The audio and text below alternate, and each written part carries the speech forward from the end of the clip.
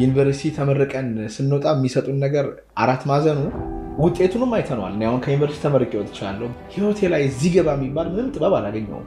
ምንም ማለት እችላለሁ።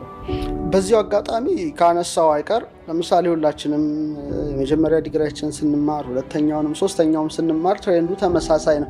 ለምንም ብለን አንጠይቅም። ባይዘው ለምሳሌ መነሳንስን ከቀኝ ወደ ግራ ዙር ይልሃል። ግዴታ ታዞራለህ። ግራ ምንድነው? ግራ መጋባት ነው። ግራ ምንድነው ብለህ ታየዋለህ። አሁን በ16ኛው ክፍለ ነገሮቹ ሲጀመሩ ምንድነው ትልቁ ነገር ዝም ብለን እንደው ሰፋ አድርገን እንየው ነው። እንደ ዕውቀት ሰው ካየነው የቀኝ የአንጎል ክፍልህና የግራ የአንጎል ክፍል አንድ አይደለም። የቀኙ ሞር መንፈሳዊ ነው። ተመስጦ ይወዳል፣ ዜማ ይወዳል፣ ጥበብ ይወዳል፣ ቋንቋ የሚባል አይወድም፣ ክርክር አይወድም፣ ሎጂክ አይወድም። ሎጂክ በቃ WH ኩዌሽን አይልም።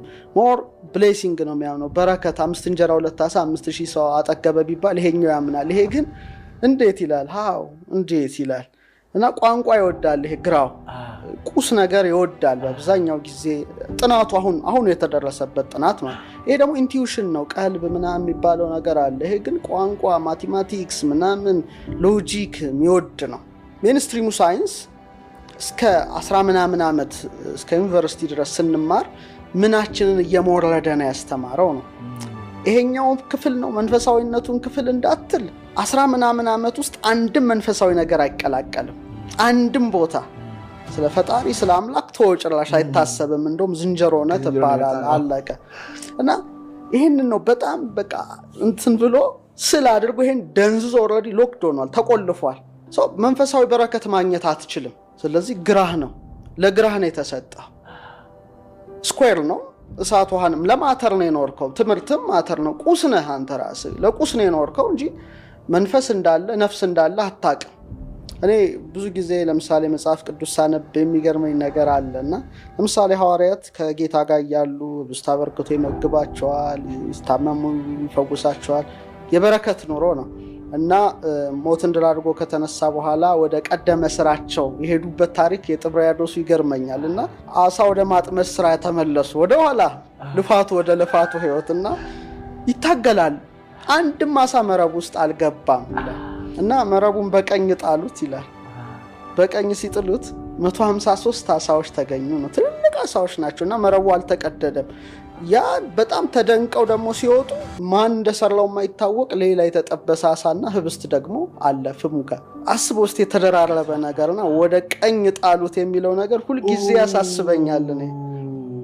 እና ቀኝን መከተል፣ ቀኝ ኃይል ነው፣ ቀኝ ብርታት ነው፣ ቀኝ ጥንካሬ ነውና ዓለሙ ግን በቃ ስግብግቡ ዓለም ወደ ግራ ነው የሚመራ፣ ግራ ነው የሚያጋባ። ለቁስ ነው የምትኖረው፣ አለቀለ በቃ። ቁስን ካጣህና ከአንድ ዕውቀት ወደ ሌላ ዕውቀት መሻገር ነው የሚሉት ከቀኝ ወደ ግራ። ለኔ ግን ስሜት አይሰጠኝም እኮ ከአንድ ዕውቀት ወደ አንድ ዕውቀት ከሆነ ለምን ከቀኝ ወደ ግራ ሆነ? እና የተማርኩትም ዩኒቨርሲቲ ያለው አጠቃላይ ከሃይስኩል ጀምሮ እስከ ትልቁ ድረስ ግራ ብሬኔን የሚሞርድ እንጂ ቀኙን ዊዝደምን የሚያነሳሳ፣ አርትን የሚያነሳሳ፣ ዜማን የሚወድ፣ ኢንቲዩሽን የሚወድ አይደለም። አንድም ቦታ እንዳውቅ አልተደረኩም ነው። ስለዚህ ሰዎች እንግዲህ መረባቸውን በቀኝ ይጣሉ። በጣም ይገርማል። መጽሐፍ ቅዱስ በብዙ መንገድ መረዳት እንችላለን። እና እዚህ ጋር ግን አንድ የመጣልኝ ነገር ምንድነው ሜንስትሪም ሚዲያ ስትል አለ። አሁን ደግሞ እየመጣው ያለው ከሜንስትሪም ወጣ ያለው ሳይንስ አለ። ኦልሞስት መንፈሳዊነት ላይ የሚያተኩር፣ ኢንቱዊሽን ላይ የሚያተኩር፣ እምነት ምን እንደሆነ የሚያጠናው ኳንተም መካኒክስ አለ። እሱ ነው የሜንስትሪሙ ተቃራኒ ማለት ይቻላል። እንግዲህ ገና ነው። ምንድነው መሰለ ለምሳሌ አጠቃላይ ዩኒቨርስ ኮስሞሱ ስናየው 100% ብለ እየው። አሁን 100% ለሶስት ነው የተከፈለው። በአይን የሚታየው፣ በመሳሪያ የሚታየው፣ በአጠቃላይ ያለው ነገር ኦልሞስት 5% ነው። ሳይንስ እኮ 5%ን ብቻ ነው የሚያውቀው። ኦርዲናሪ ማተር ኦልሞስት 5% እንበለው ራዲዬሽንን ጨምረን። ሌላው ግን የማይታየው 73ቱ ዳርክ ኤነርጂ ነው።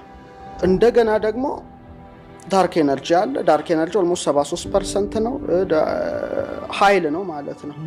ሌላ ደግሞ 27 ምናምን። እነዚህ ነገሮች ኦልሞስት 95%ቱ ማይታይ ነው። ዓለም በሰራው መሳሪያ ልታየው ማትችለው ነው። ስለዚህ ብላክ ሆልስ፣ ኮንስቴሌሽንስ፣ ስታርስ እነዚህ ነገሮች ሁሉ 5 ውስጥ የሚጠቃለሉ ናቸው። ሁሉ ኮስሞስ የምናየው ማለት ነው። አዎ ዳርክ ማተር እና ዳርክ ኤነርጂ ሊታወቅ አይችልም ዓለም በሰራው መሳሪያ። ስለዚህ ለምን 5% ላይ ደክማለሁ ነው? 95 ውስጥ ለምን አክሰስ አላደርግ? መብቴ ነው። ምክንያቱም እኔ ስጋ ነፍስ መንፈስ ነኝ። እንደ ስጋዊነቴ በማየው በምሰማው በምዳስሰው 5%ን አያለው። ጆሮዬ ድምጹን ሊሰማ ይችላል፣ ከርቀት ከሆነ ላይሰማ ይችላል። ማዛውን ላሸት ይችላልው፣ በእጄ ልዳስስ ይችላልው። በግሬ ነፍስና መንፈስ አለኝ። እኔ የምለው ነፍሴና መንፈሴ ደግሞ የቀረውን 95%ን እግዚአብሔር በፈቀደልኝ ልክ ማወቅ እችላለሁ ነው። ለምን አደከመኝ? እና አይ ቲንክ ወደዛ እንሂድ ነው። ግን አሁንም ቢሆን ገና ነው። እንደኔ ዳዴ ነው ሳይንሱ ምለው ማለት ነው። ገና ወደዛ ወደ 95% የመገቢያው እንትን በጣም ገና ነው።